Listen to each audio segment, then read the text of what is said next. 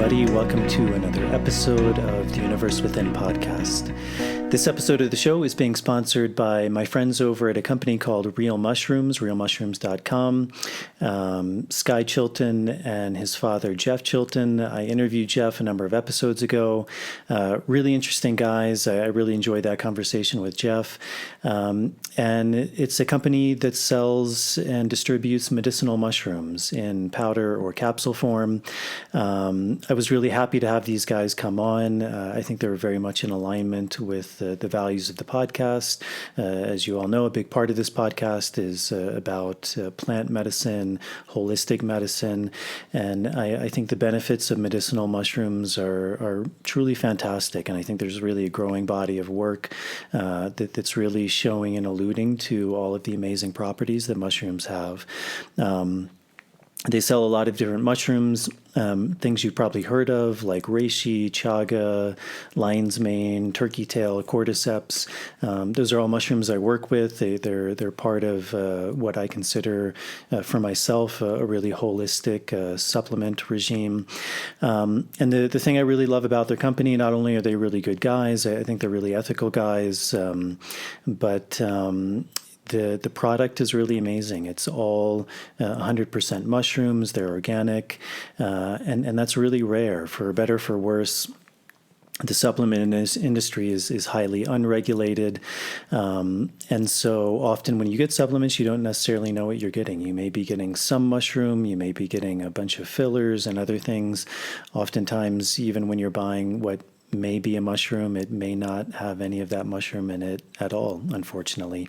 Even some of the big, I think even the biggest company that sells mushrooms, actually it's not the fruiting body, not the mushroom itself. It's the mycelial, which is grown on grain, and then those things are mixed up and then sold in a supplement form. So not only are you not getting the mushroom itself, you're getting the mycelium mixed with grain. So it's one of the amazing things of Real Mushrooms is it's exactly that. It's real mushrooms. So it's 100% mushrooms, organic.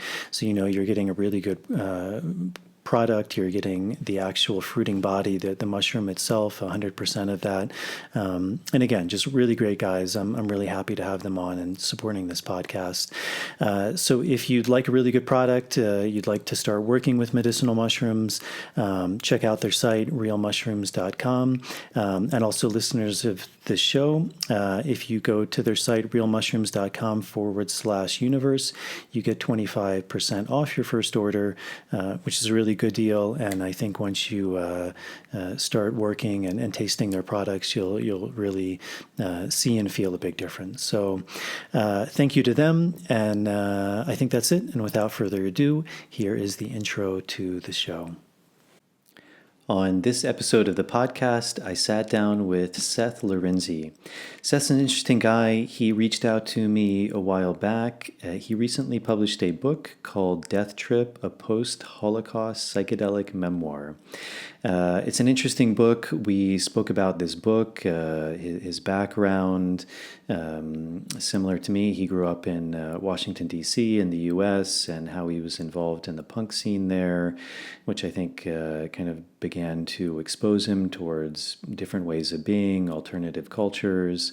It eventually led him to psychedelics. We talked about how at a certain point in his life, he felt like his marriage wasn't working, and how actually working with MDMA actually really saved that and salvaged that marriage and brought them close together.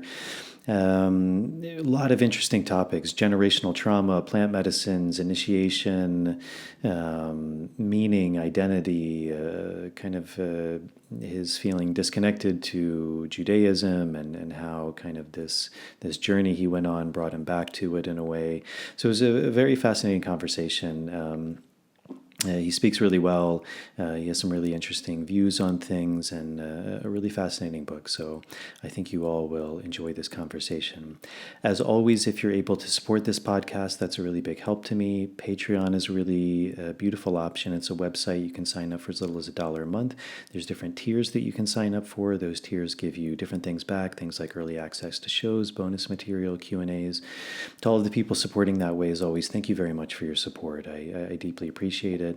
And if you're able to do that, one of the things I really like about that site is this idea of reciprocity. So if you feel like you're gaining something from this podcast, it's an amazing way to give back and help to support me so that I continue bringing on these guests. If you're not able to do that, just doing some of the small things, helping with the algorithms really helps. So if you're viewing this on YouTube or Rumble, turning on the notification bell, subscribing, liking the videos all really help. And then if you're listening to this on Apple Podcasts or Spotify, leaving a starred rating and a short review. So I think that's it. And without further ado, here is my conversation with Seth. Running out from the maze, running out from the maze, running out of the maze today. Running out from the maze, running out from the maze, running out from the maze today. I'm running out from the maze, running out from the maze, run out of the maze today.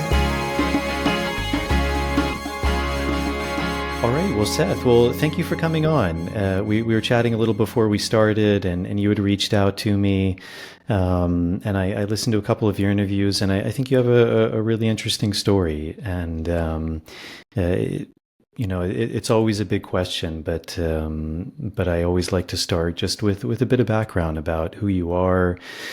A bit of your story that led you to the point in life where you are. You recently published a book, which I'm sure we'll get to this during the course of the interview.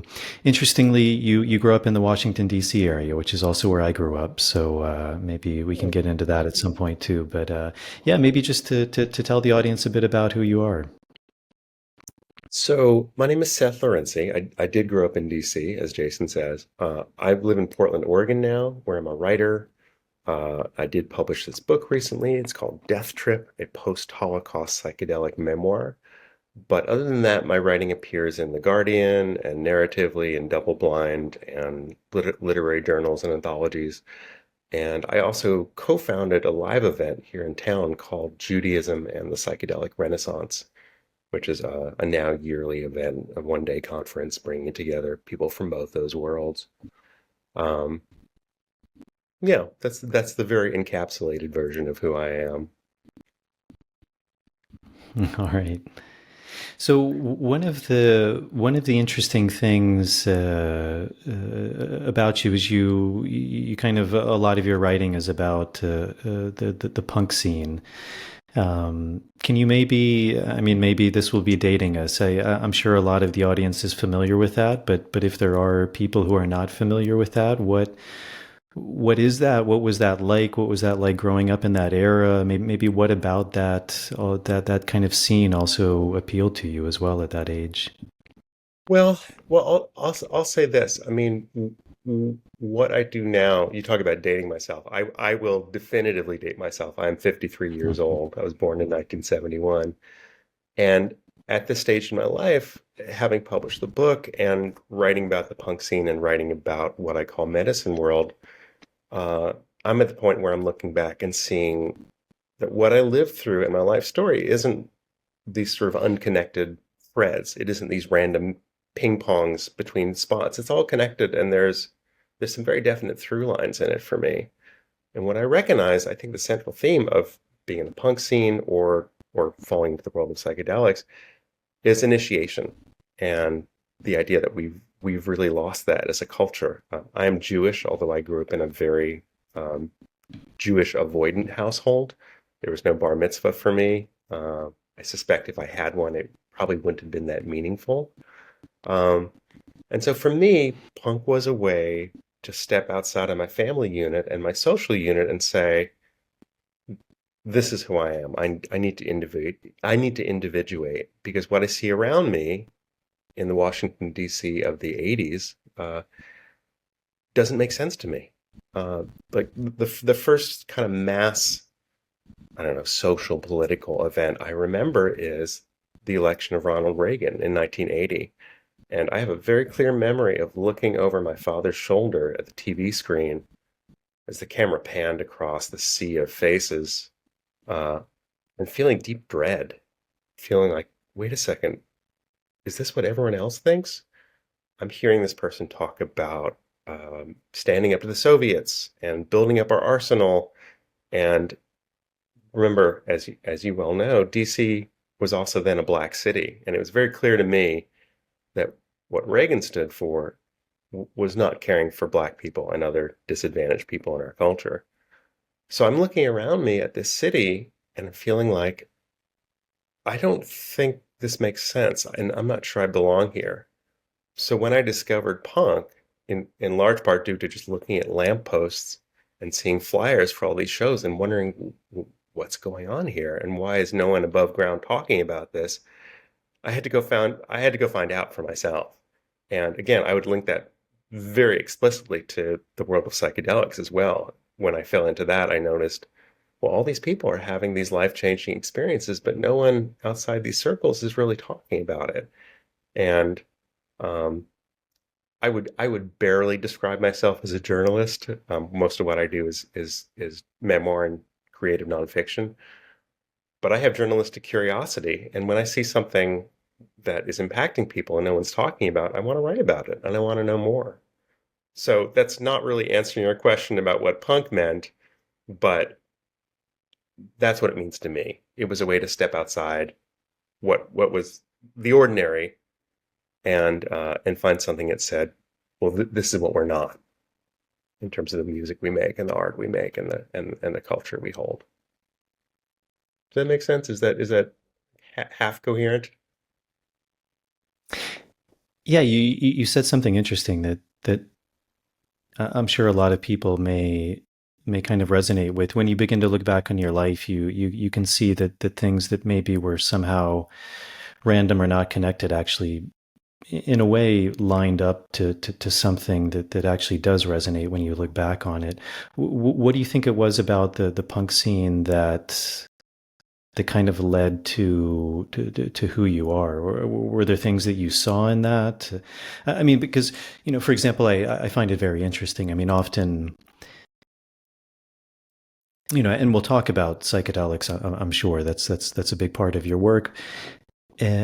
But even when I was growing up, I mean, it was very counterculture. It was something that was seen, I mean, even talking about Reagan. And I mean, interestingly, looking back, I think Reagan had a lot of good qualities. But one of the not very good qualities was, when I was growing up, was very much this very overt war on drugs, which just had absolutely horrible consequences. And still to this day, I mean, it's one of the, I think, worst subvert wars. I mean, the actual cost of it is just tremendous. But I remember growing up with these kind of adverts on TV. Nancy Reagan coming on and saying, cracking an egg on a frying pan and saying, "This is your brain, and this is your brain on drugs," and so drugs in that way were very much seen as something very shady. I mean, even when you get into kind of the story of the war on drugs, I mean, you mentioned like DC being a predominantly black city, a lot of those communities were targeted. I mean, whether it's specifically or just it happened to be that way, whether it was intentional or not, but even a lot of the narrative around drugs that it was people in poor communities, black communities, and there was something kind of fringe about that. And as this kind of psychedelic work has come more mainstream, I think a lot of people forget that. And, also as this work becomes more mainstream, we're moving in a direction where it is very much seen in a clinical setting. I mean, even the words are often used like plant medicine. So the contextualization around it is very much in this medicinal model. But this is a long kind of thread I'm on. But I think what I'm getting at is even in that punk scene, because when I was young, I was very drawn to dance. I mean, more maybe in like house and the club scene. But it was something very similar. I mean, there was something rebellious to it. There was consumption of alcohol, sometimes drugs, MDMA. I mean, people were looking for community. They were looking for connection. They were dancing. They were singing. They were feeling. They were often using substances, and that's not very far removed from the traditional way that a lot of these plants were worked with, and that they still are worked with in traditional societies. I mean, those are very common components. So, was there something about that punk scene that began to kind of, looking back, that resonated with you in that way? Yeah, absolutely. And I think like I got a sort of neat chill in my chest when you were talking about the archetypal meaning of being in those subcultures. Like you talk about dance and you talk about, you know, depending on your phrasing, you can say, well, people are taking drugs and getting high, or they're consuming a sacrament. I mean, it's really a question of perspective and framing. And as a writer, or I'd say just as a human being, I love thinking about archetypes. Like, what are the things that we humans have always gravitated towards and always felt a deep need to connect with? You know, whatever the external visuals are. I should also point out the DC punk scene was known for a lack of drug and alcohol consumption. There's an ethos called straight edge, which originated in DC, largely with Ian MacKaye, who was the singer of the band Minor Threat, and went on to be one of the singers in Fugazi. That is a global phenomenon. He was one of the first people to say publicly, I want to be awake for this. This is not about obliterating myself, and it's not about destroying what's around me. It's about creating something that touches people. And it just so happens that the art that touched people was aggressive and loud and really fast music and, you know, mosh pits, the whole thing. But it's not about destruction. It's about community and it's about creativity. And not to go too too deeply into Ian MacKaye as a person, but I will say that, you know, he's someone I talk with and communicate with regularly. And I think one of the most touching stories he's ever shared is of he was born in what, 62? So during the MLK riots, he was 6 years old, and he remembers very vividly the sense of his city burning literally around him. His family was very affiliated with the church on 16th Street. The neighborhood around it was burned.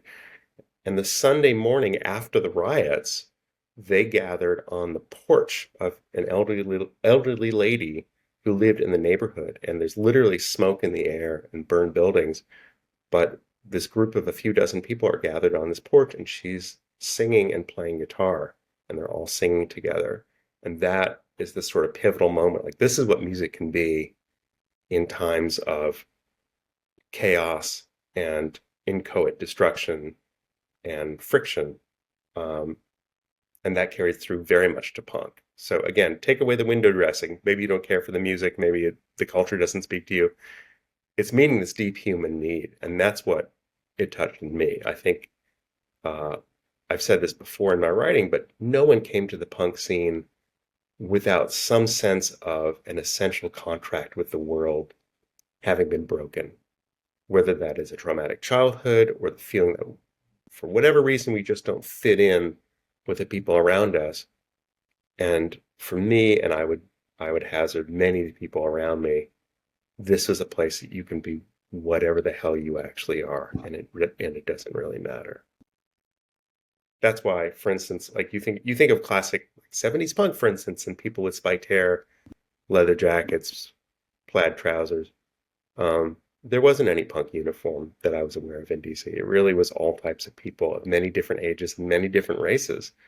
And that really spoke to me. It just told me there's a home here for the weirdos. And, you know, the art that came from that time still touches people 30, 40 years on. Do you think there's something unique about the punk scene emerging in DC, but because it is such a, I mean, often words are tricky. I was going to say conservative city, even though like politically it tends to vote very liberally, but even when I lived there, there always felt like a very conservative nature to it. There was, I mean, there was the politics that was obviously a huge part of it, but even the way people dressed. I mean, I lived in New York for many years, and I just remember whenever I came back to DC, I felt very out of place. It just felt very conservative in that way. I mean, people dressed, everyone had a button-down shirt. I mean, even to go to a club, you had to have black pants and black shoes. I mean, it was very, very strange in that way to me. Do you think there was something about the punk scene emerging there that was in a response to kind of that conservatism? Totally, 100%. The way I described DC in the 70s and 80s was that it was not technically in the South, but it was a Southern city in terms of the way people carried themselves.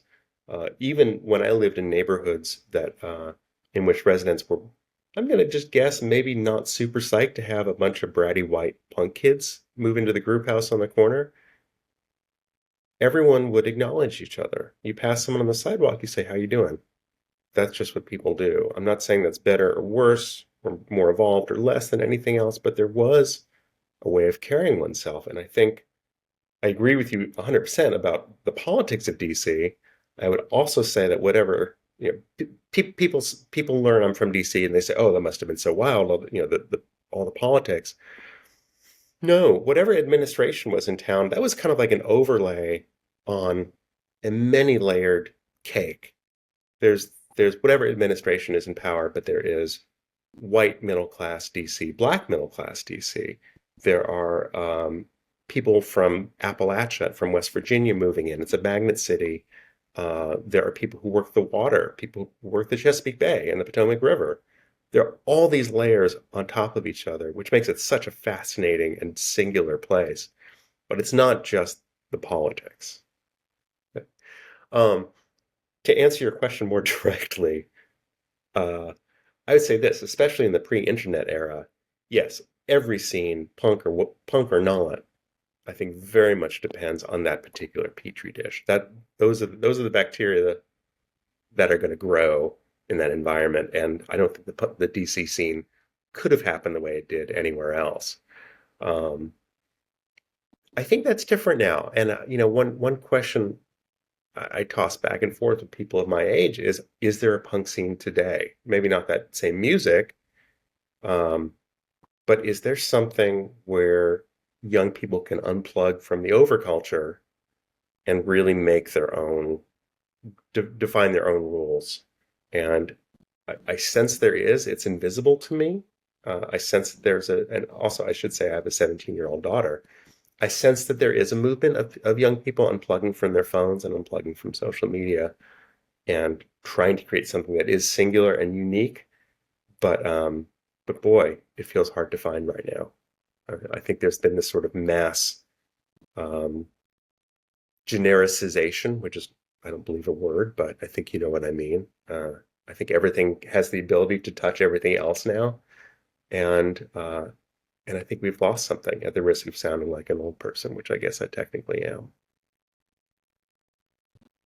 Yeah, I mean, that's interesting because it was kind of leading to my next question, which, I was also thinking about that. Like, I wonder more and more,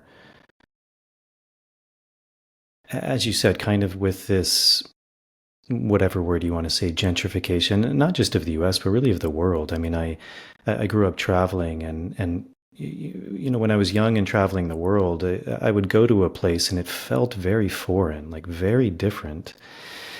And now if I go to a different country, I mean, maybe it's just me, but it feels, I mean, for better, for worse, I think, American culture especially has really permeated the world and places don't feel that different. And I think a big part of that is, as you said, technology, just the world naturally becoming smaller. But it's interesting because you said you had a 17-year-old daughter, and I often wonder that, like, are those scenes like a punk scene even possible anymore? Like, is there even that drive? Because, so many people, and, a lot of people I work with, and especially younger people, I mean, there's this big thing where people are really drawn to their phones, their computers, Netflix. I mean, you can consume so many things now When I was growing up, there wasn't much of that. Like you had to go outside, you had to find something, or you would be bored out of your mind, and it kind of led to some of these subcultures. So that's interesting. You say you maybe sense that there is a movement back to turning off the phone and kind of going back out into the world like that. I sense that, yeah, in talking with my daughter and her friends, but it is a drop in the bucket. The reach of device culture and social media culture is so widespread and so huge. And look, obviously, I'm filtering all of these experiences through my own eyes. I don't have the capability to see through anyone else's.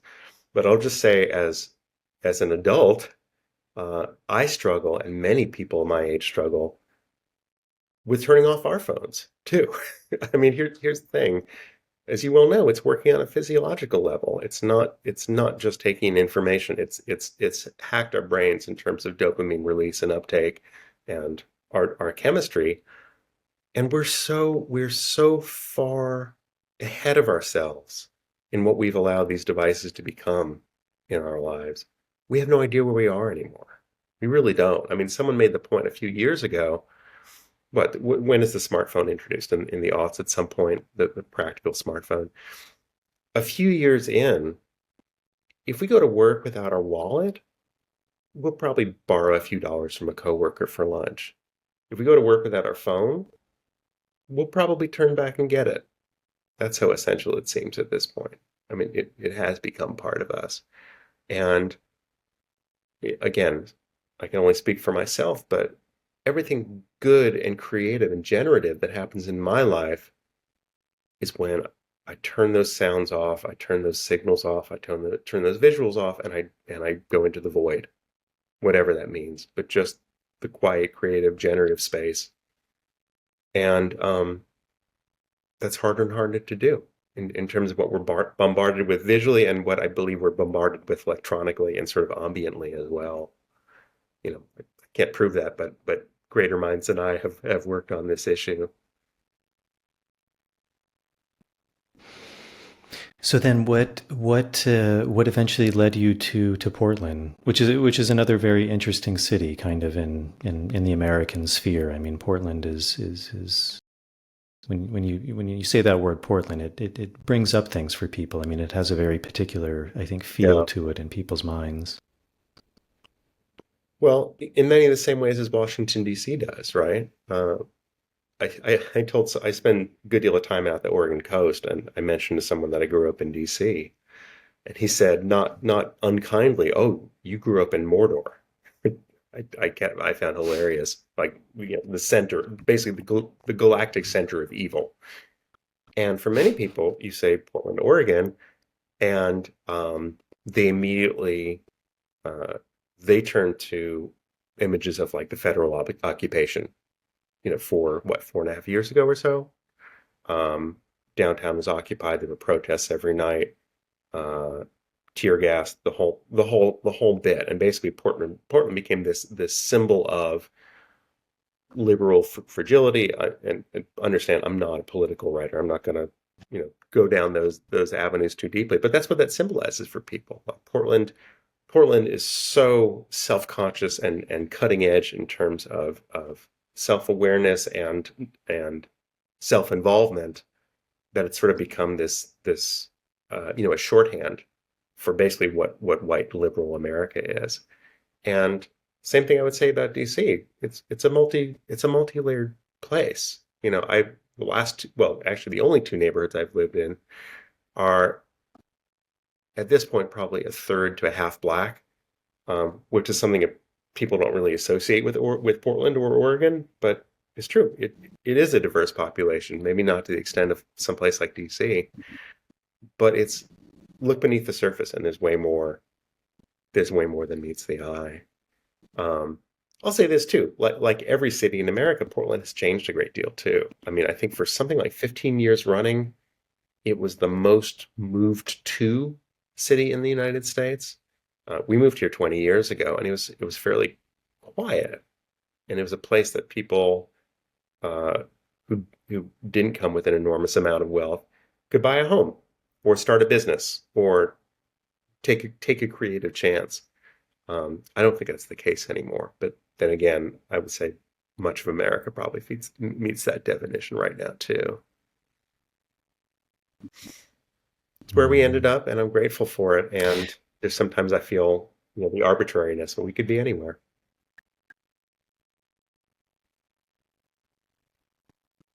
So I was listening to an interview you did, and this is maybe kind of beginning to get into some of the kind of, I guess, psychedelic aspects. And you were saying that, I guess, in your marriage there you were struggling, you were thinking of maybe divorcing. And then somehow the idea of, whether it was in a therapy session, I mean, maybe you can go more into it, but this idea of working with MDMA came up. And I would imagine most listeners of the podcast are to some degree familiar with that medicine. But one of I think one of the ways that it's really being worked with now and studied is actually in relational aspects, especially with couples, of kind of healing that. Can you speak maybe more about that and kind of what that brought up, what you found, what you discovered with that? Oh, absolutely. Yeah. Yeah. I mean, that was, you know, a life has several turning points at least, and that's certainly one of them for me. I had reached middle age, and I was hiding from my life. My life was not working. Basically, I had a sort of pseudo career as a musician and a recording engineer and a composer, but I wasn't facing the realities that it wasn't working. I wasn't connecting with people. I wasn't making meaningful art. I wasn't earning enough money to support my family. And worst of all, I was becoming more and more isolated and separated from my wife and from my daughter, who was 9, 10 years old at that time. A time when, I mean, of course, every point in a kid's life should be deeply connected, but I think especially then. I wasn't making it. And I had I couldn't see an off ramp. I couldn't see a doorway to anything different or more meaningful. And so eventually my wife and I decided that we had to divorce. That was the only path open to us. So we engaged with a therapist to make the process easier, mostly for our daughter. And after a couple of more or less standard couples counseling sessions, she asked very innocently, "Would you like to try one under the influence of MDMA?" And I was stunned. I didn't I didn't know that was a service she offered, nor did I know that it was legal. Of course, it wasn't. But having nothing else to do, no other paths open to us, we said, "What do we have to lose?" And really, I mean, there's the first sort of big psychedelic scene in the book is taken up with that first MDMA session. And I think the sense of being with my wife, being in the care of a guide who was deeply experienced and deeply caring and had strong boundaries, getting to exist in that container and just see, even for a few hours, that all the stories we told about ourselves and about ourselves as a couple and how we related to each other, they were just that. They were stories. We had chosen to believe them, but that didn't make them true. And my wife and I both had the sense that we were popping our heads above the clouds, again, just for a moment, and seeing, oh, there's something behind this. And I spoke earlier about my sense of watching the TV over my dad's shoulder as a young boy and feeling dread. What I felt now was similar, but very different as well. Like there's something that we don't ordinarily see in our lives. And I want to know more about this because I think this is a doorway towards something much, much greater. And that's when everything began to change. More MDMA. The therapist followed the MAPS protocol of 3 sessions and roughly spaced out. And she also had connections in the ayahuasca world. And she sensed correctly that we had the interest and the the material to go deeper into that exploration. And that's where my backstory really began to sort of blow open, and that really powers the book. Can you speak more about that idea? I think that's um,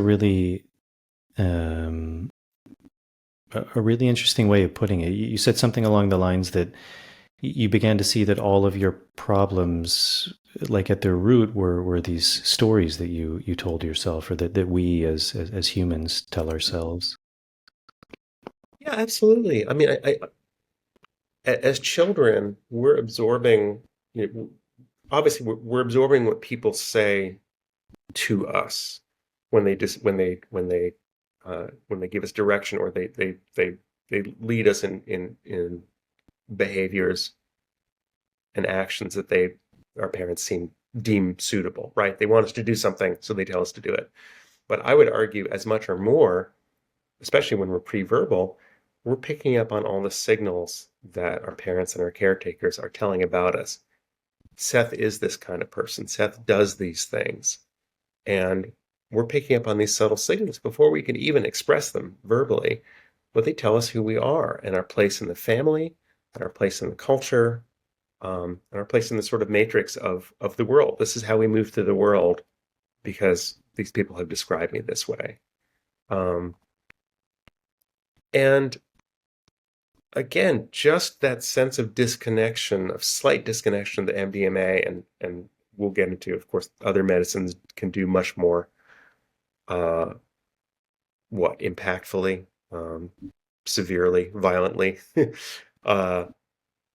That sense of disconnecting from story and recognizing the essential, the malleability of it, right? Like, the story only becomes true when we've decided that it is. And I think that's what I would describe as the central gift of those experiences and of psychedelics in general. Just a way to decouple from what we believe, and to understand that our thoughts, and understand that what we have said about ourselves and what others have said about ourselves might not actually be true.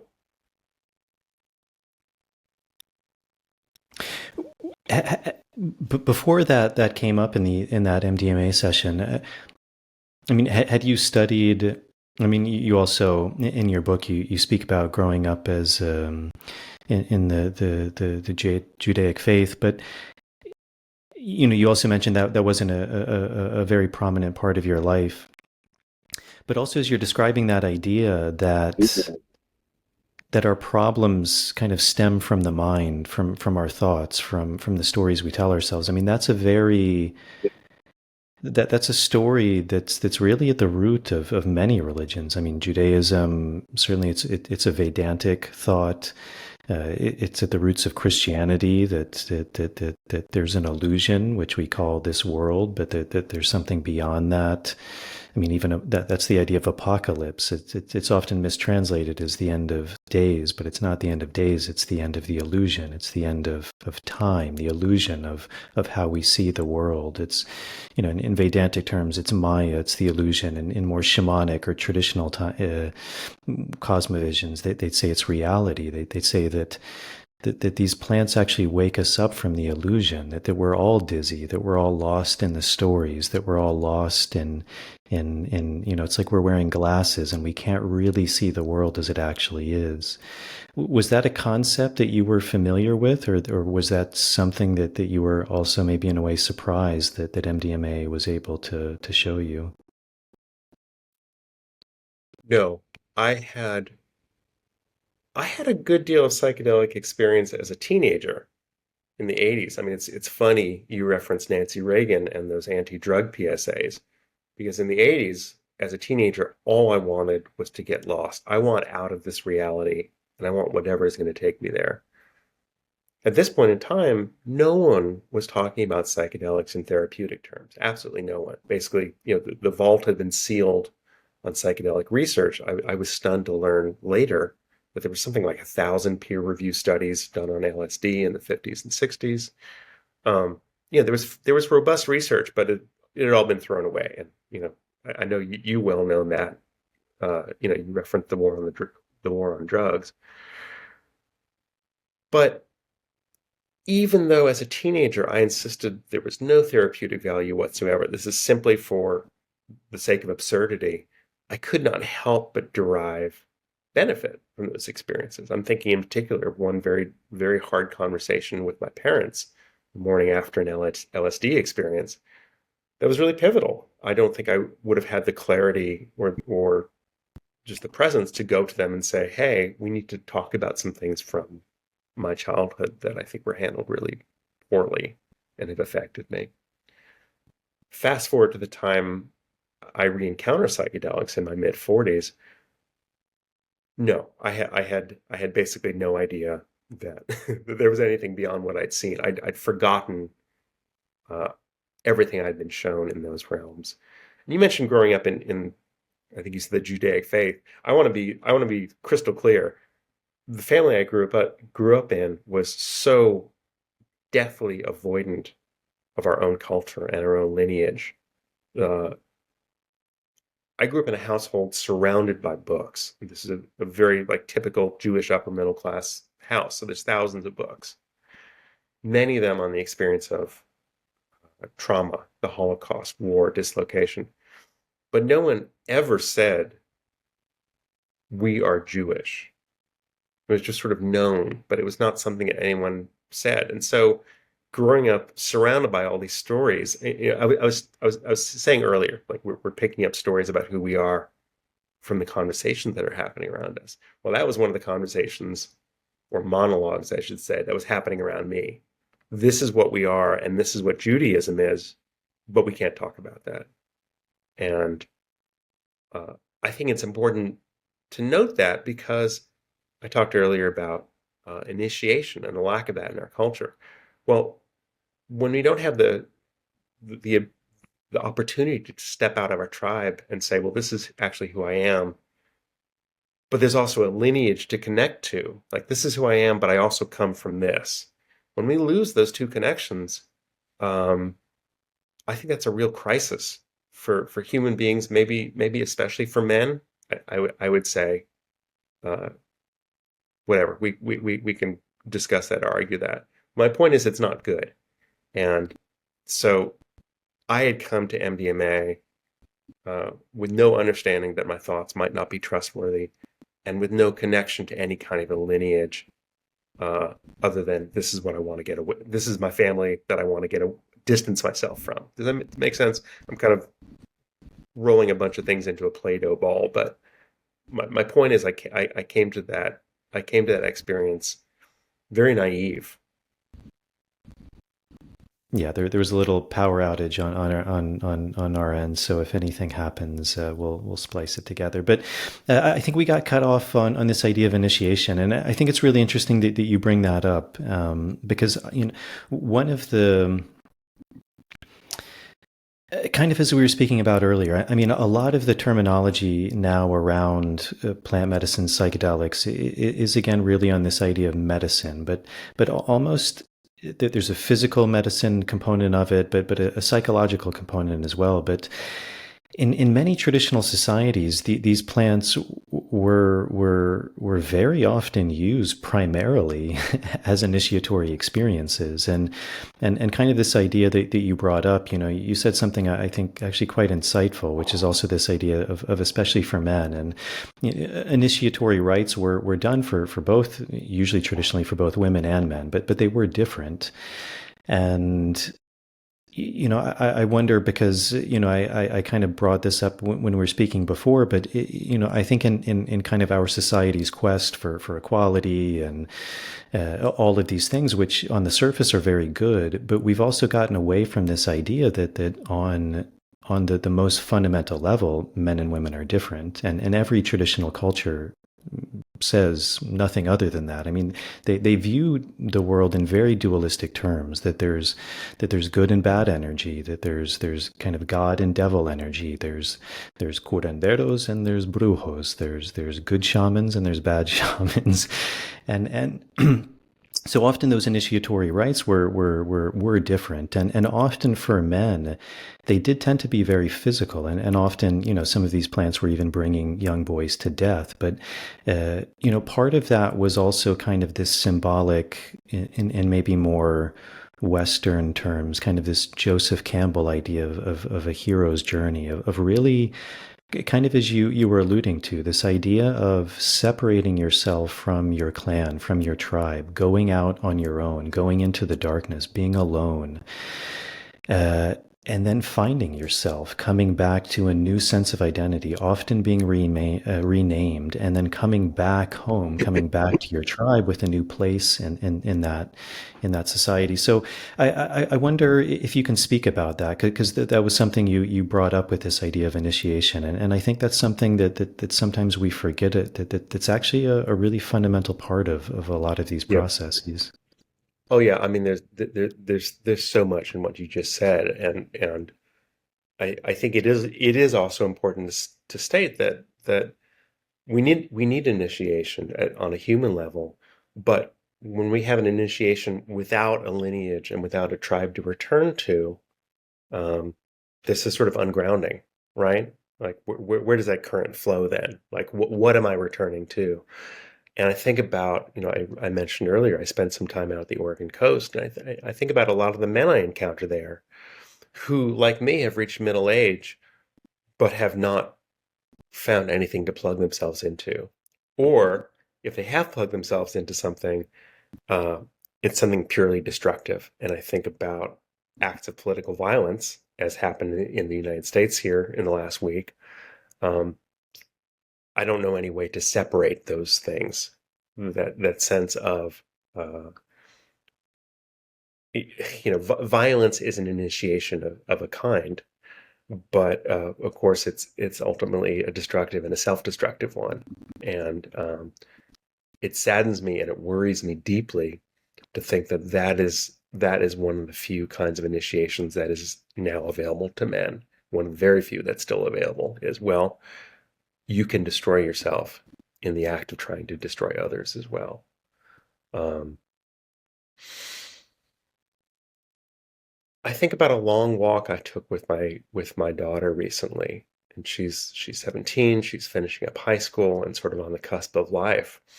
And she was talking about these last few weeks. It's midsummer here, the days are drowsy and long, there's no real set wake up time. And the sense of, what am I going to do? What am I heading towards? And I was reminding her, and she knows this. She's a very emotionally wise person. Uh, Challenging isn't bad. Hard isn't bad. But there's so many voices in our culture, and I think of the way, especially that, for some reason, I'm fixating right now on the way that personal care and beauty products are marketed. I don't know why I gravitate to that, but just go with me here. Um, just this notion that challenge was meant to be eradicated, right? Like I grew up in the 70s and 80s, and this notion that, well, we've conquered all the challenges.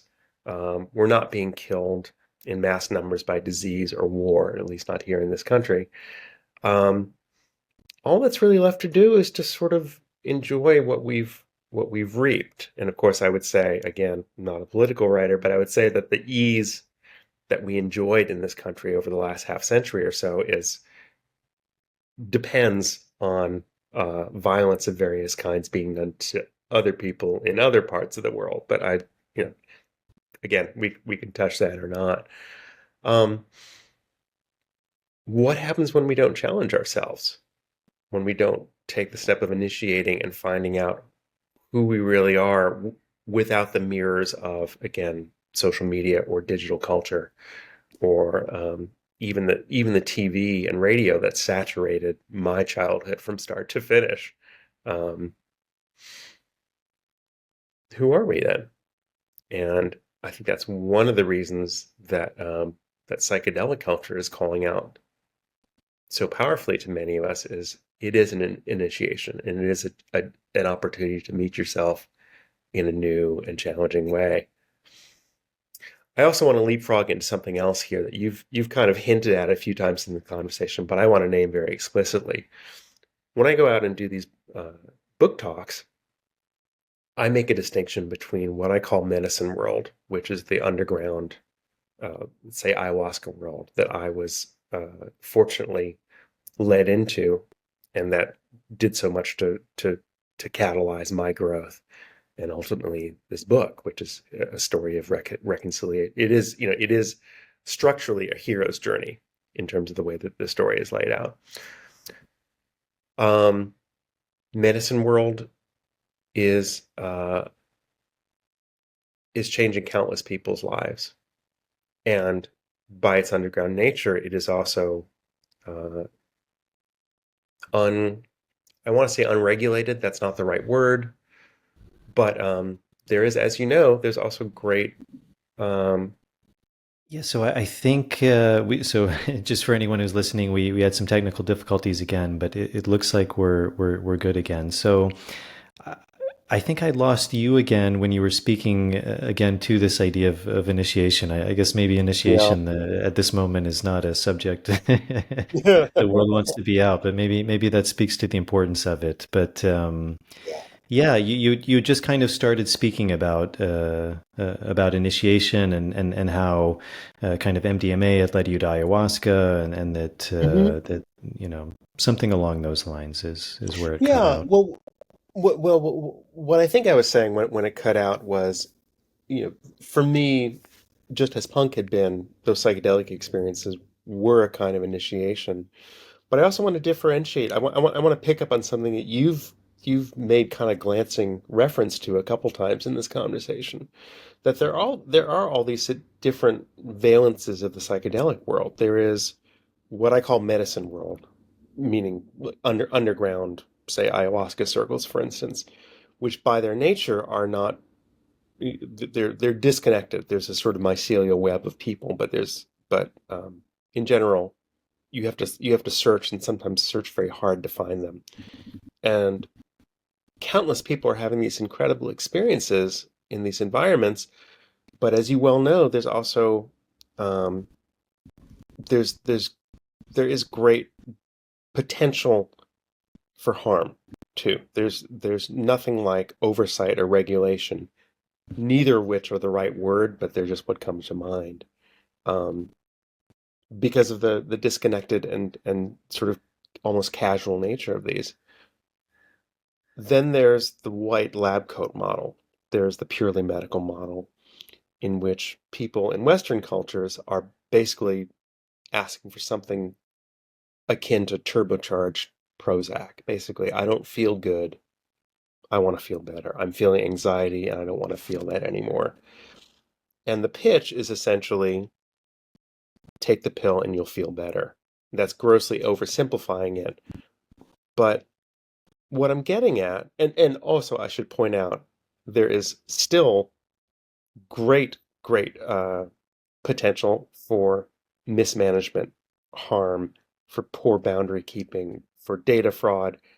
Uh, I would call myself an observer of the psychedelic world. I'm not what you would call well connected.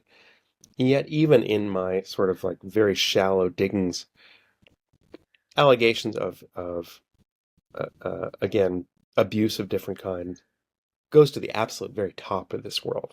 It's they're not isolated at all. I want to say that both in the underground and in the above ground models, there's almost no difference.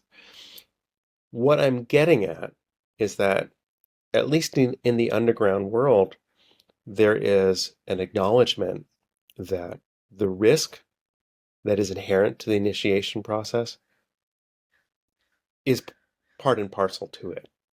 That when we don't undergo a serious challenge to our identities or even to our psychic safety, um, we lose something. And that's what I believe the initiation is supposed to perform for us, right? Uh, and neutering it and neutralizing it in the medical model loses something really big. And as a result, my my perception is that people in the above ground world, yes, they are having transformative experiences and they are they're becoming functional in a way that they couldn't. And I also think we're missing something really big and something magical that only happens when we submit to the fullness of the experience. Does that make sense? I think I imagine you know what I'm getting at. So it's interesting. Yeah, I mean, I totally agree with you. It's, and all of these things, there's so many different perspectives, and one isn't inherently, I think, right or wrong, but it is like I think any good economist would say, there's only trade-offs, and so what are the trade-offs that we're willing to make, and certainly that's a reality, in that quest, even as I think you're kind of alluding to that idea of making things really safe, which again is a really good for a lot of people. I mean, that idea of safety is very important, um, and yet at the same time, as you were saying, in these more traditional societies, it wasn't that they were unsafe. I mean, I think if anything, they were potentially even more safe. But there was still an acknowledgement that bad things could happen, and that's also part of life. It was also, I think, acknowledging that aspect of life, that even up into death, that's a real possibility. Um, in extreme cases, but that was seen as, as we push ourselves to those limits, we are going to those places. It's a very fine line between life and death, and I think a lot of traditional societies also recognize that. It's a big subject, that I think that we're getting into, but Yeah, yeah, it's yeah. also interesting, because a lot of, I think a lot of that is also in the West. We have a real fear of death, and kind of an avoidance of death at all costs. Whereas I think in a lot of traditional societies, that wasn't necessarily the case. I mean, even that idea of dying wasn't necessarily seen as something that should be avoided. I even just think of this beautiful kind of North Native American prayer of just very simple, like today is a good day to die. I mean, how many Western people really wake up with that kind of mentality? It's quite the opposite. It's what can I do today so that I don't die? So that Because I today don't is not die. enough. Right. Yeah, and of course, from the medical standpoint, when we talk about prolonging life, especially at the end of people's lives, what we're really doing is prolonging death, right? Like our heels are digging into the dirt, and we're doing anything we can not to face that final transformation, or what we believe to be the final transformation. But look, I believe that getting intimate with death, as our culture was, until what, about 150 years ago or so, roughly, is getting intimate with life. I mean, there's no separating them. And, I choose that number 150 years pseudo-scientifically, pseudo-historically at best. But having a wake with an open casket in your dwelling was fairly normal in a lot of Western culture. I mean, there were what we would think of as death parties today that are a final gathering with the dead, and people often died in their homes. In hospital deaths were not uh, so a thing, um, and we've lost something. I think that ties in very strongly to the anti-aging culture as well, in which we have a lot of elderly people, but we don't have elders who are actually passing their wisdom on to us. And as a result, we have old people desperate to look young who end up, instead of guiding younger people, they end up competing with them for the same resources. And we're definitely spinning out into uncharted territory here, but I think it's germane. I think it absolutely is. I mean, again, I tie this back to, the psychedelic world isn't the source uh, of these thoughts or these revelations or these perspectives, but for me at least, it was a way to reconnect with them, and that sort of essential sense of we've lost something. I have lost something, and this was simply the door that opened in my life. back to having an understanding of that, and back to being a more connected and a more alive person. It all ties into that touching upon the possibility of death, whether it's ego death or physical death or whatever you want to call it. Yeah, I mean, interestingly, the book you published is also called Death Trip. But maybe slightly before we get into that, I mean, also interestingly, touching on death, you were mentioning that, and maybe I didn't get this right, but what I thought I heard is that working with MDMA then also opened this door to ayahuasca, and I think most people listening to this are familiar with ayahuasca. But even that, it's a Quechua word that is often translated to vine of the dead, and I think I think people understand that maybe on an intellectual level. They hear that and it kind of goes in somewhere, but kind of as you were saying, I don't think a lot of people really reflect on that or necessarily even realize like why, because as you said, again, often these kind of psychedelics are marketed as life enhancements, as something that's promoting life, but often, as you said, we don't think of that in terms of death. But the plant is very literally, at least in the Quechua language, called vine of the dead or vine of the soul, and inferring that there is some process of going into to some form of death. What was that journey like for you of beginning to work with a plant like ayahuasca? Because it's also an interesting dichotomy too, because MDMA is something that's synthesized. It is made in a lab. That there is a certain rite and ritual around it, whereas ayahuasca is still not. I mean, it still is of the earth. It is of particular cultures. There are rites, there are rituals around it. There's a ceremonial aspect that's involved in that. That's interesting. I'm going to begin with a tangent because I'm a tangential person, but I don't make a huge distinction between synthesized medicines and what we would call organic or natural ones. I think that maybe that's because I embrace my my mechanical, my scientific, my scientific materialist side. I love vintage technology. You won't be able to Listeners won't be able to see this tattoo of a vacuum tube on my arm, but I have a fascination with technology, and to me, um, the idea of taking these medicines. Look, again, what did you say? From the perspective of an economist, there's trade-offs. Um, we maybe gain something and certainly possibly lose something when we do things like, synthesize and then patent analogs of psilocybin, for instance, as drug companies are currently doing so that they can sell it. We're losing something there for sure. All this to say, my relationship, say, with LSD, with MDMA, I would say is as valid and powerful as any with any plant medicine. That's just me personally. Um, Here's what I'll say about ayahuasca. Um,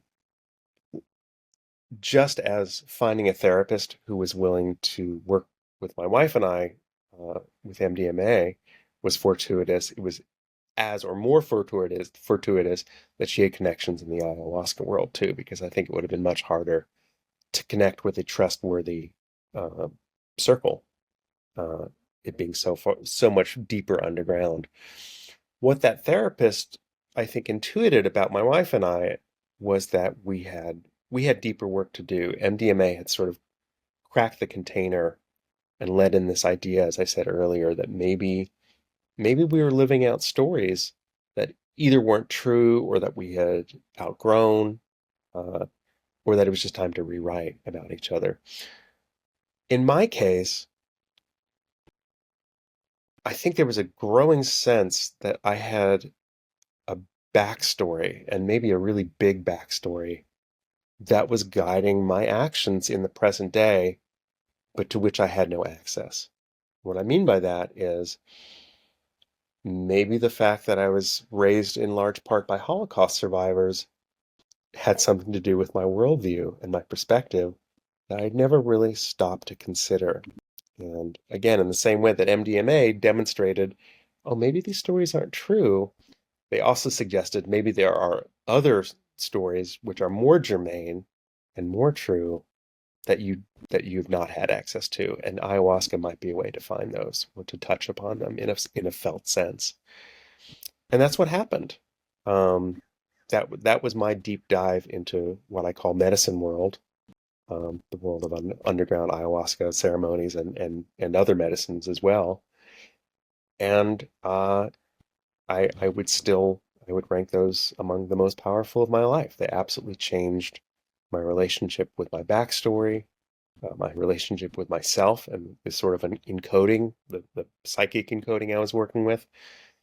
And I think most importantly, what those experiences did is after a relatively short time, they spat me out.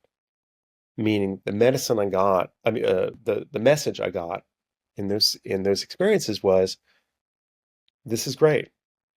You are healing and you are touching upon those who have come before you. You're in communion with your ancestors. That's needed and that's necessary and that's good. But your work is out in the world. It's not to stay in the basement for the rest of your life. And eventually where it spat me out was I had to go back to Hungary, where my father was from, and find out what happened to them. What was their survival story? What impacted them and changed them so deeply that then transferred on to me in ways I can both understand and only guess at? And what was I maybe passing on to my daughter and the people around me as well? And that's where I'd say the most profound work happened.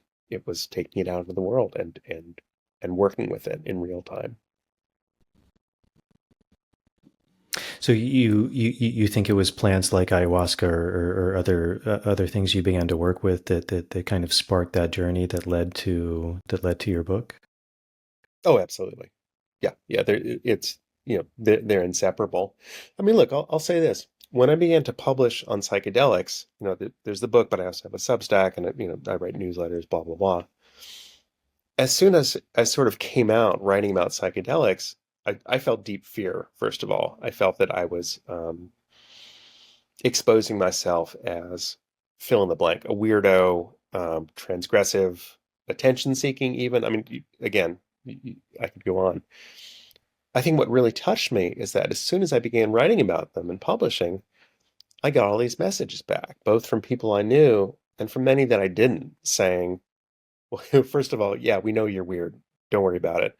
Second of all, I'm looking at these things too, or I'm trying to get to these places too, but I'm going through a different vector. I'm going through meditation or breath work or wilderness solo or some other means of trying to find this essential truth and that sort of place of stillness and void and generative creativity. It can be through medicine. Doesn't have to be. That's the way I like to put it, is that's just the door that opened for me. And uh, being at such a challenging place in my life, having been on the brink of divorce and losing my family, look, the door opened and I had to walk through it. I had no other choice. And it could have been something besides ayahuasca, but that's just how it went. And I'm profoundly grateful and always will be.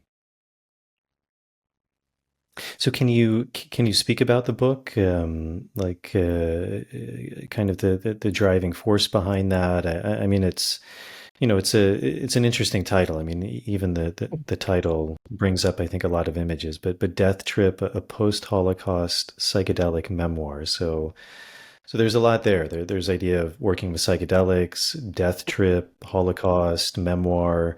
What was it that kind of sparked that journey? And maybe can you share some things that you found on that journey?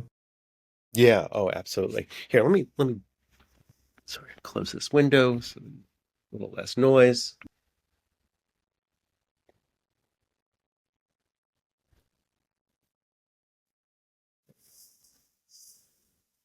Hmm.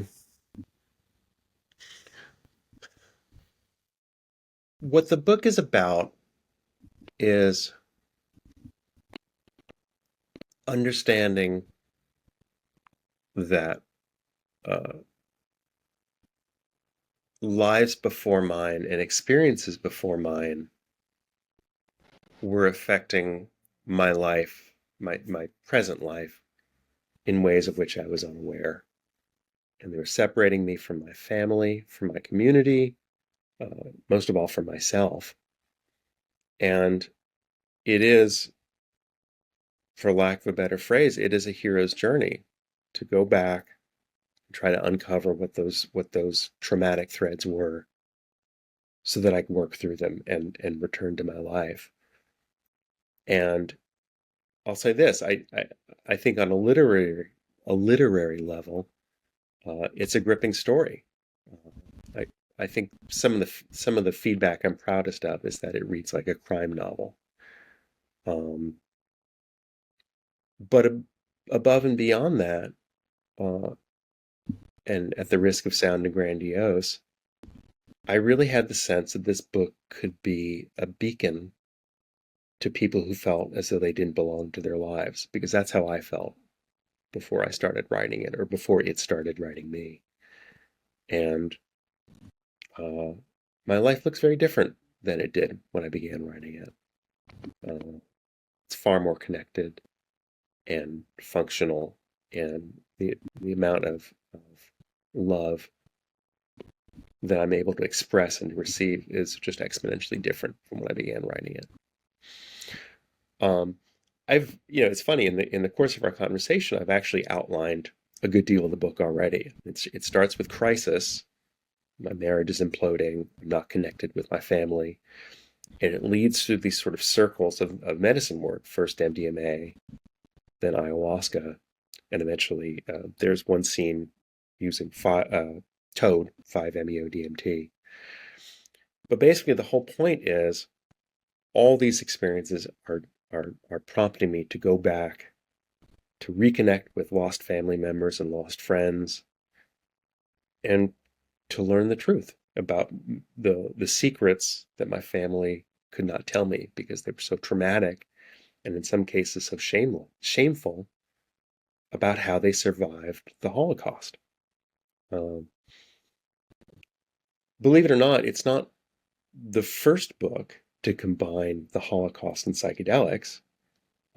There's a book published in the 80s called Shiviti, A Vision, you might be familiar with. It's by a man named Yehiel Denur. Basically, after the end of the Second World War, the very first pieces of literature about the German death facilities, for lack of a better phrase, were a pair of books published by this author, Yehiel Denur, Daniel Denur, and I actually don't remember the titles off the top of my head. One has to do with a House of Dolls, is one, and I'm sorry, I forget the other. These were actually big deals. Like, they were literary sensations because they were the first pieces of fiction, barely fictionalized, to deal with what was life like inside these camps. And Yehiel became kind of a literary celebrity. But here's the deal. His life was miserable.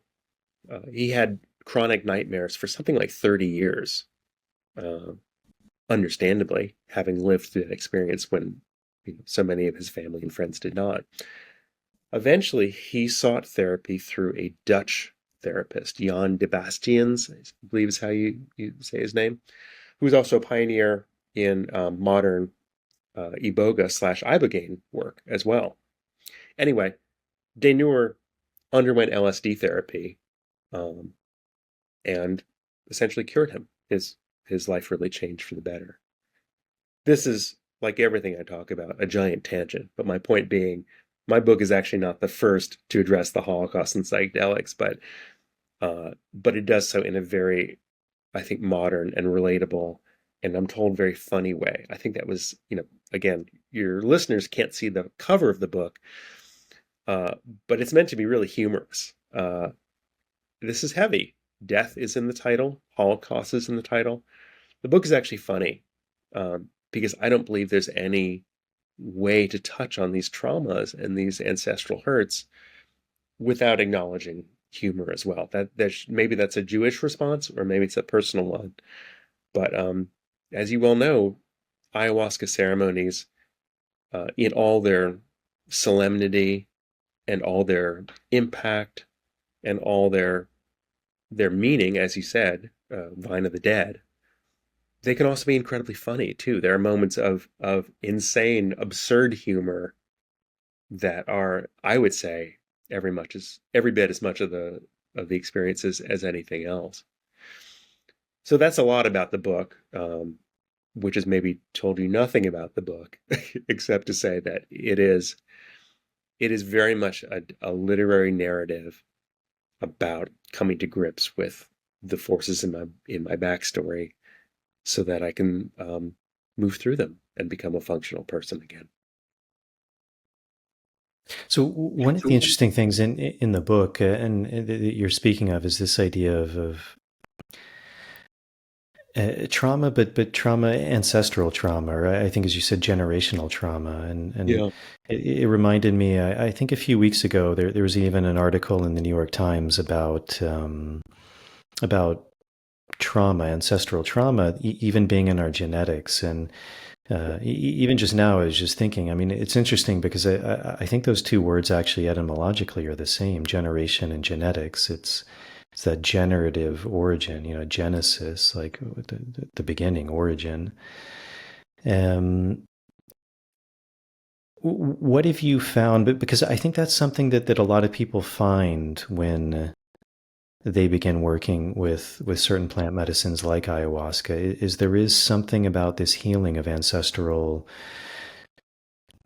trauma, you could say, kind of, in for more modern linguistics, things that are unresolved, families, lineages, even, down to our genes, down to our origin. It's also interesting because obviously plant medicines can be very kind of programmable in a way too. And obviously what our intention that we bring to it has a very big impact as well. But it's a very common theme that many people speak about, which is this idea of beginning to go into ancestral trauma, generational trauma. Yeah. What's your experience with that? Like, what do you think of that?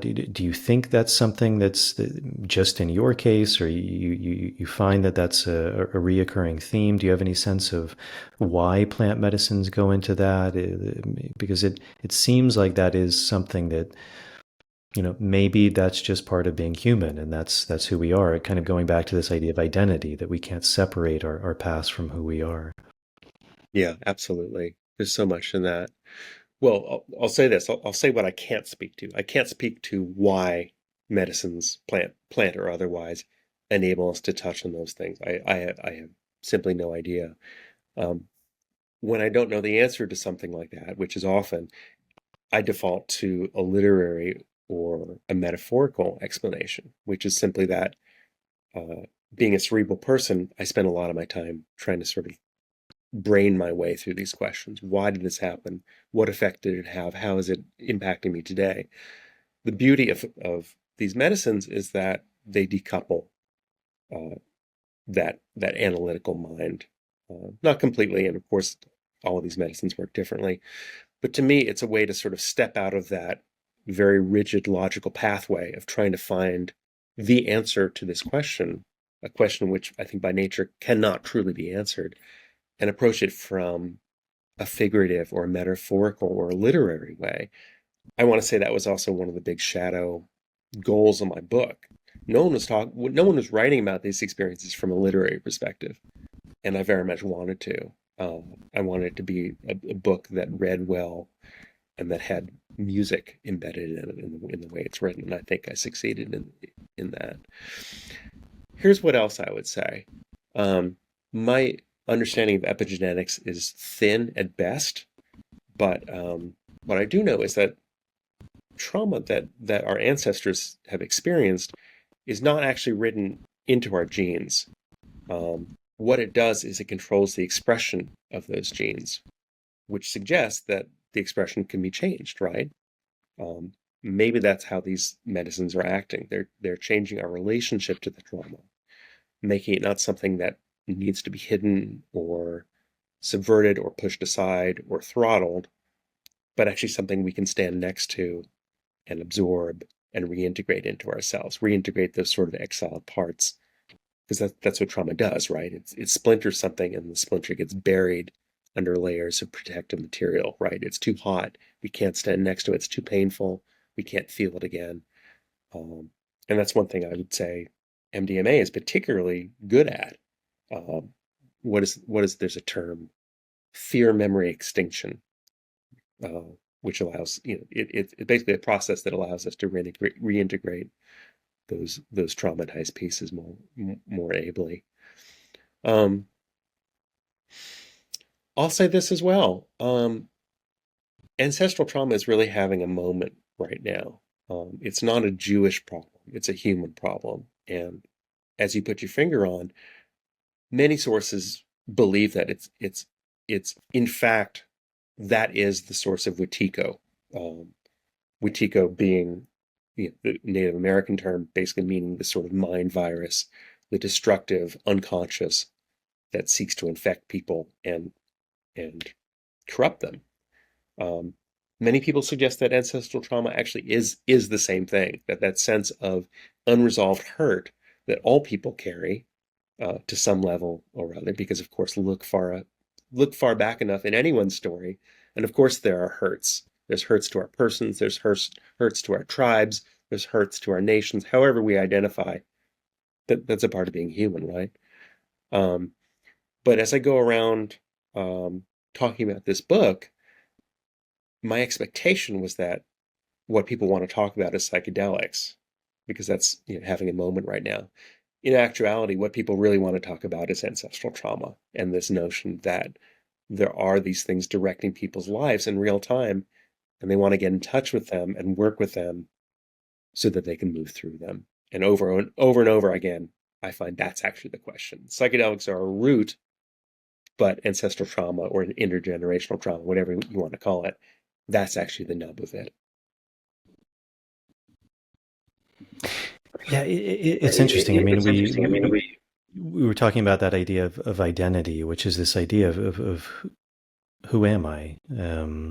And you were saying in your household growing up, it was a family of Jewish people, but who didn't necessarily identify or speak about it. And also in this book, I mean, even in the title, it's very clear. So you're going on a journey. And so with this idea of ancestral trauma, I mean, one of the things that hopefully we're looking to do is to resolve that, or maybe not even resolve, but to have insight. Interestingly, another name for like ayahuasca, for example, is knowledge, insight, wisdom.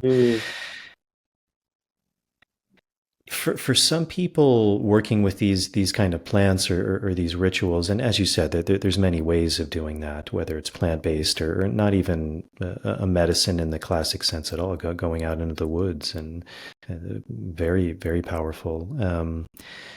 But there's often, there can be a sense of, as we were speaking about, that archetypal hero's journey, going out alone, but then coming back with a boon to our tribe, to our community, feeling like we have a place there. And for some people, it can actually be almost seemingly the exact opposite, although maybe it's not, but that sense of shedding all identity, that I'm not this. This was just something else that was added to me, that's not me.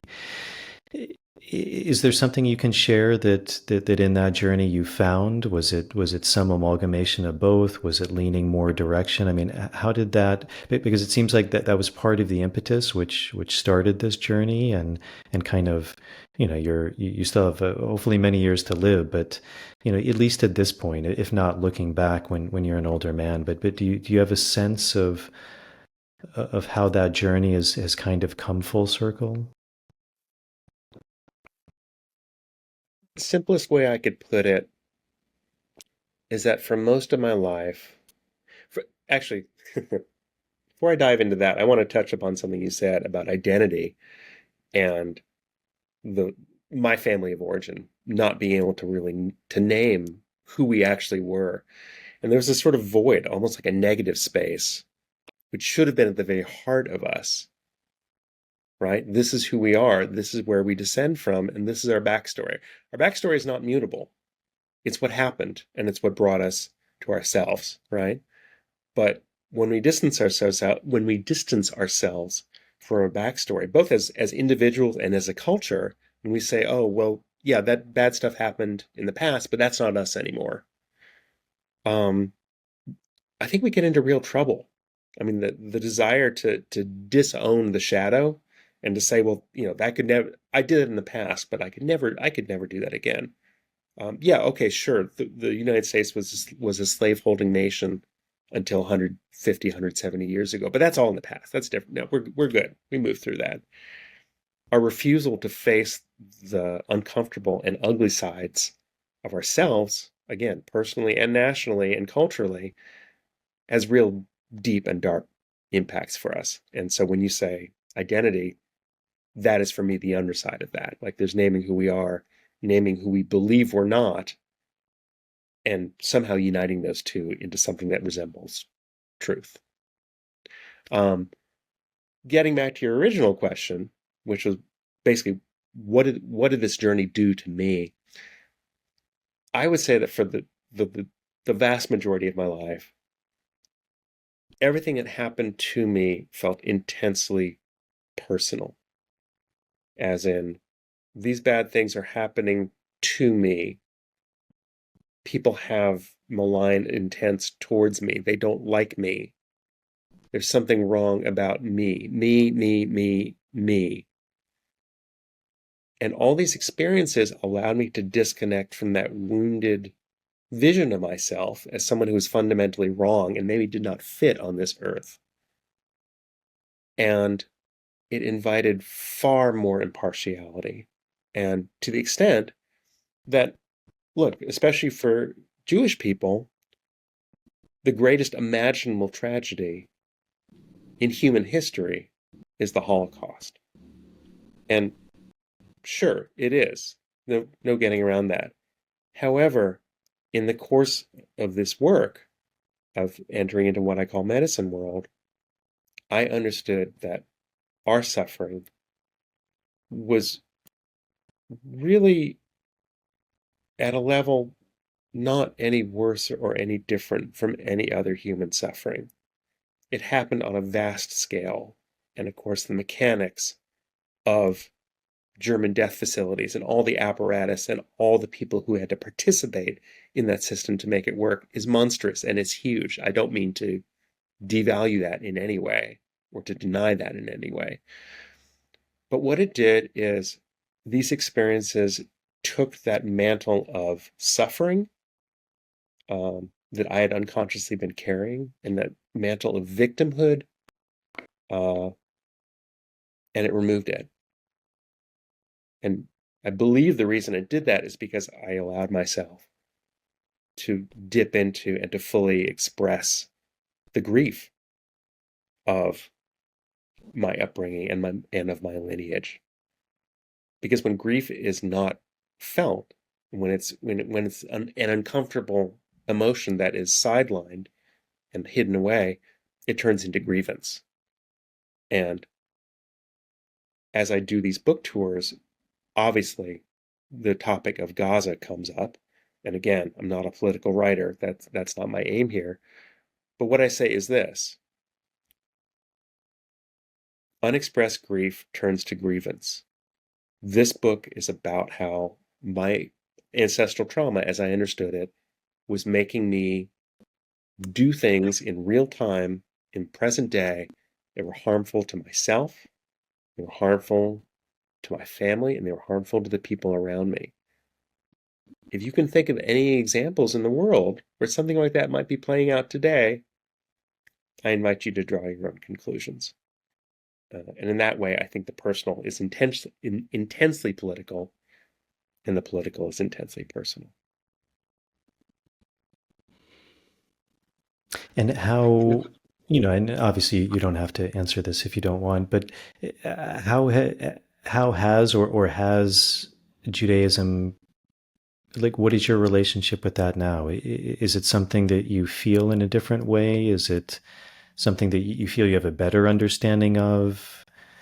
I guess, like, maybe what role does that play in your life? I Yeah. mean, is it in your home, or is it just something that's maybe more of a relationship with you now? Like, what is that?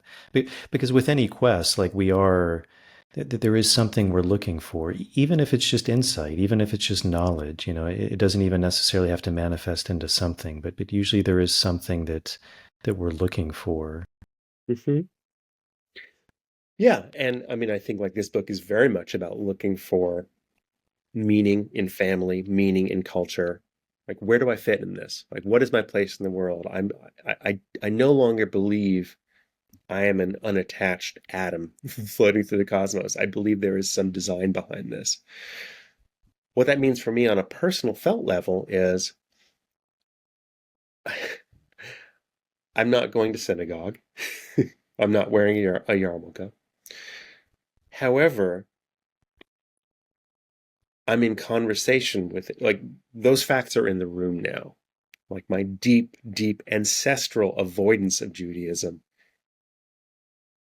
it's in the open air now. And what I realized in the course of researching and writing this book was I'm not the first generation of my family to disown Judaism, not by a long shot. By my calculations, I'm at least the fourth generation that, for various reasons, have said, no, no, no, we're not like those other people. We're just like you. Can we just fit in? And over and over and over again, as I looked into my family backstory, I recognized that they had changed their name, their address, their habits, their worship, their diet, anything they could to distance themselves from those Jews because we're not like them. So, again, if you want to talk about lineage and ancestral trauma and how those two play against each other, I can't think of any, starker example. I'll say this as well. I was in the Bay Area recently and I presented at a synagogue, which was a first for me. And it was a deeply, deeply moving experience. I actually found myself in tears. And again, it didn't make me want to run out and join a congregation. However, there was a very deep, I want to say, a feeling of unity inside my chest. And as I understood, this is what I have said my entire life, and my ancestors have said their entire lives. This is what I've said we're not. The fact is, I am. I am Jewish. I can't change that. I can deny it, but it hasn't really gotten me very far. So let's turn around and face that fact and relate to it in real time, in the present moment, and just see where that gets us. That's where it is for me. I think that's a beautiful perspective, and I think a lot of people can also resonate that at whatever point they are in their lives with whoever they are. Are you working on any new projects? Do you have anything planned? Is there anything in the horizon that you have your eyes set on? You know, I appreciate that. I get that question a lot lately, actually. I would I would love nothing more than to be working on my next book, which I believe will be about the DC punk scene and sort of drawing the same threads that you and I have been talking about. Initiation, history, the sense of coming from a fractured place, uh, both the city we grew up in and me personally, and then drawing that into Olner Rage and reuniting those fractured threads. I would like nothing more than to be working on that book. The fact is, promoting and talking about this book is a full-time job in and of itself. I'm doing a lot of travel and so delighted to be having these conversations with people such as yourself. But it takes a lot of time. And that's what I have to focus on now as well. I have a Substack where I do publish weekly. Sometimes it's themes from the book. More often it's actually themes about the DC punk scene and the meanings I'm uncovering in those now decades old experiences. But it's slow going. So that's where it's at. I'm very much looking ahead and wanting to dig into a deeper project again, and recognizing that time moves at the rate it moves. Well, great, Seth. Is there anything that we didn't talk about that's still in your mind that you feel called to share, or anything you want to go into? Oh, I appreciate that so much. Um, no, not really. It's funny. Like there are very standard ways that authors fill in the blanks, right? Like you're promoting a book, so you have to talk about blank. Um, I'm actually just way more pleased that we've gotten to talk, even though it's been technically challenging today. Um, because that's what I want out of this experience. It's I was saying this the other day. A couple people asked me, well, what do you want the result of publishing this book to be? Do you want to sell copies, or do you want to uh, appear in certain publications, or whatever, fill in the blank?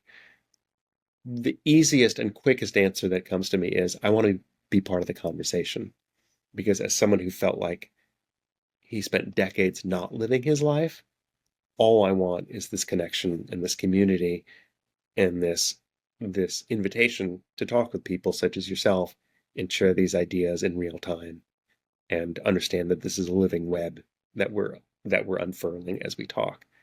And to my mind, that's what this conversation is all about, and I'm grateful for it.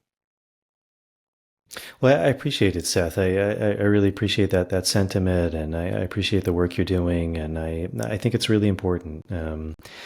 Really just being able to draw on different experiences. I mean, every experience is so valuable, and especially when there's a reflective quality, and I think drawing on different qualities of life. I think it really has the ability to touch people, and I think uh, a lot of these plants, a lot of these medicines, these questions of identity, questions of people's place in the world. I mean, they're really at the heart since time immemorial, but certainly as much now as ever. And I think it's great what you're doing.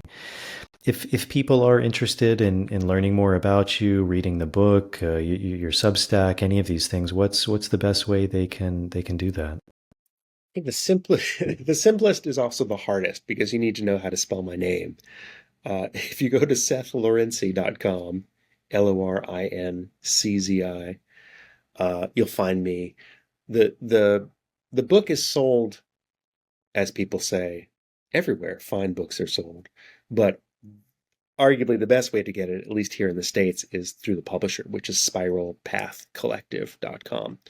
But it's on Amazon, it's in bookstores, it's around, it's findable. Yeah, and the Substack is you can search my name, or the Substack is called Dispatches from the Fringe. You can find it on Substack as well. It's a free newsletter. You can pay if you like, but it's all free. They're there for the taking.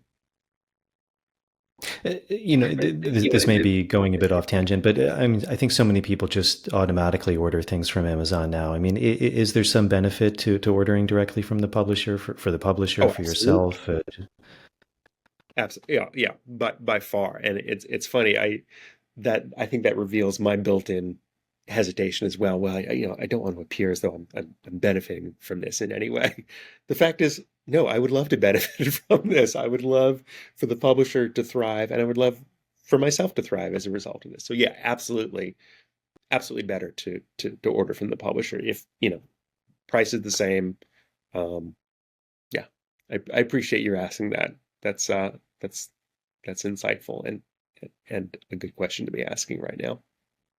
Yeah. Well, beautiful, Seth. Thank you so much for your time. Thank you for coming on, for sharing, very, I think, intimately, and just your experience, your life, what you found, what you've drawn upon, and I think you have a lot to share. So I really appreciate it, and I think and hope the audience will get a lot out of this. So I'll get this edited and hopefully put up in a number of weeks. And again, I really appreciate it. And if I can be of any help, always feel free to reach out. Jason, I really appreciate that so much. All right, everyone. That's it. I hope you enjoyed that conversation with Seth. It was a pleasure for me to sit down and speak with him. I hope you enjoyed that episode. Thank you all for your support. If you're able to support this podcast, Patreon is a really amazing option. You can sign up for as little as $1 a month. There's different tiers you can sign up for. Those tiers give you different things back. Things like early access to shows, bonus material, Q&As. So that's a really amazing way to support this podcast and also receive something back. Also, as always, helping with the algorithms is a really big help. So if you're viewing this, subscribing to the channel, turning on the notification bell, liking the videos, and if you're listening to this, leaving a starred rating and a short review is really helpful. Also, for anyone who's interested in working with me, I believe when this comes out, we'll probably already be into our Canada retreat, but that's actually sold out. And our following retreat after that is in the Sacred Valley of Peru. Myself and my colleague Merav Artsy, we do still have availability for that retreat. So if you're interested in working with plants and going deeper into plant medicine work and to kind of these initiatory experiences as we spoke about, that's a really beautiful opportunity. You can find more information on my website, nicotianarustica.org, and I'll put a link to that in the show notes. And in terms of guests for the next episodes, I'm shooting this one a bit far in advance, so after that I'm not 100% sure. I have a few people lined up, but I'm not exactly sure of the order. But as always, I hope to bring on really interesting people. Also, there was a documentary done about my work and the work of my colleague Merav Artsy. We titled it Sacred Tobacco, is by our friend Luis Solarat. So if you're interested in that, I'll also put a link to that in the show notes. And I think that's it. So I hope this finds you all well. Thank you all for tuning in. Thank you all for the support. I really appreciate it. And I will see you all on the next episode.